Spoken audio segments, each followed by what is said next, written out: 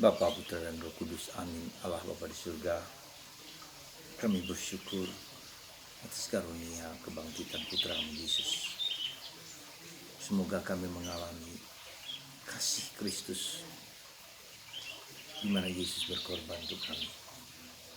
Ya Roh Kudus, biarkanlah mulut kami, gunakanlah mulut kami, pikiran kami, kata-kata kami, sehingga mereka yang mendengarkan tersentuh dan terjamah oleh Kau dengan sabda Putra Yesus sendiri.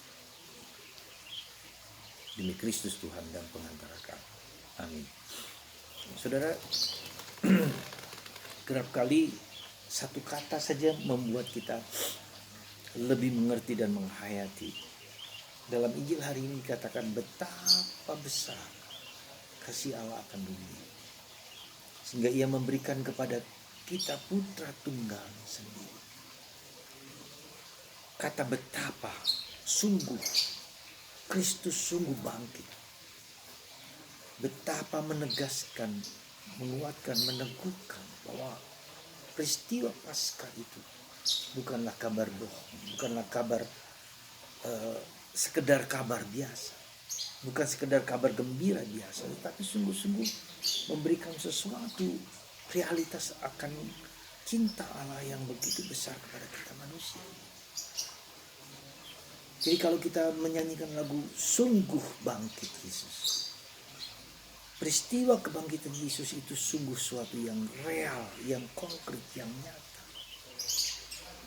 Artinya apa? Yesus memberikan fondasi, memberikan fundamen yang besar, memberikan dasar, akar kehidupan kita. Ya, bukan hanya sekedar manusia biasa, bukan hanya sekedar yang alami yang biasa, tapi yang ilahi, sungguh besar. Maka Yesus bukan hanya nabi, maka Yesus bukan hanya manusia biasa, tapi sungguh Allah dan sungguh manusia. Dua karakter, dua pribadi Yesus dalam satu diri Allah, dalam diri pribadi Yesus. Jadi saudaraku terkasih dalam Kristus, kita mau menyadari itu anugerah yang tak terkira, tak terlukiskan, dan tak terbayangkan, dan menjadi misteri yang tak bisa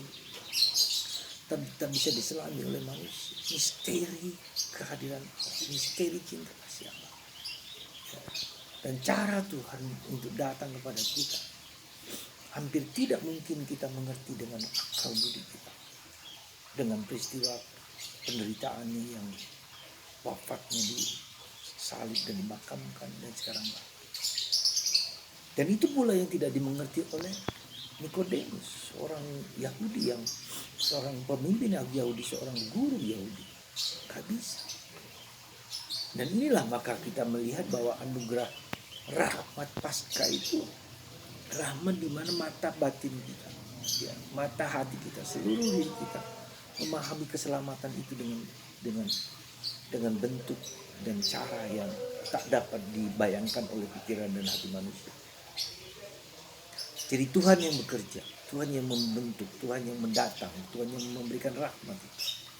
Maka dalam pemahaman gereja Katolik, segala sesuatu yang baik, yang indah, yang mulia berasal dari Tuhan. Rahmat itu sudah di sana. Rahmat khusus, berkat itu sudah di sana. Ya. Maka kita melihat segala sesuatu yang indah, yang mulia selalu berasal dari Allah. Ya. Tak pernah datang dari manusia. Dan itulah kesadaran kita sebagai orang Katolik. Ya. Santo Agustinus menegaskan itu sekali lagi. Segala yang baik, segala yang indah, segala yang mulia.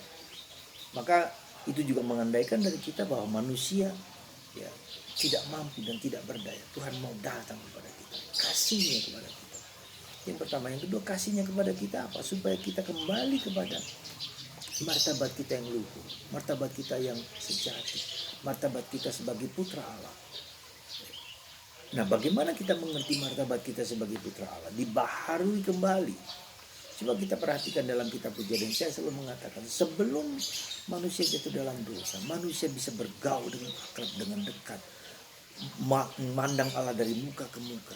Ya, Tuhan, kita tidak malu dengan kekurangan dan keterbatasan kita, tidak malu dengan apa diri kita. Dan orang kita bicara dengan Tuhan seperti kepada teman dan kepada sahabat.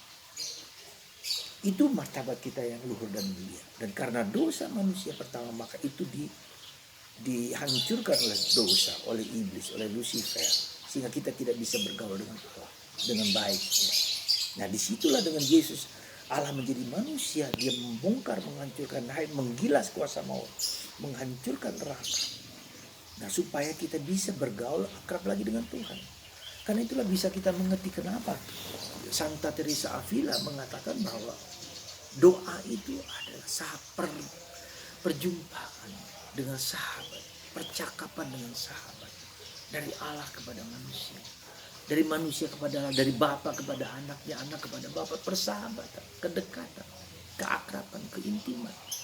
Jadi dengan kata lain, Santa Teresa melihat kembali ini adalah anugerah Paskah, anugerah yang diberikan kepada kita sebagai seorang Kristen, sebagai kami sebagai orang Karmelit bersyukur bahwa kita disadarkan kita ini anak yang punya sahabat, yang berrelasi dengan Allah sebagai sahabat.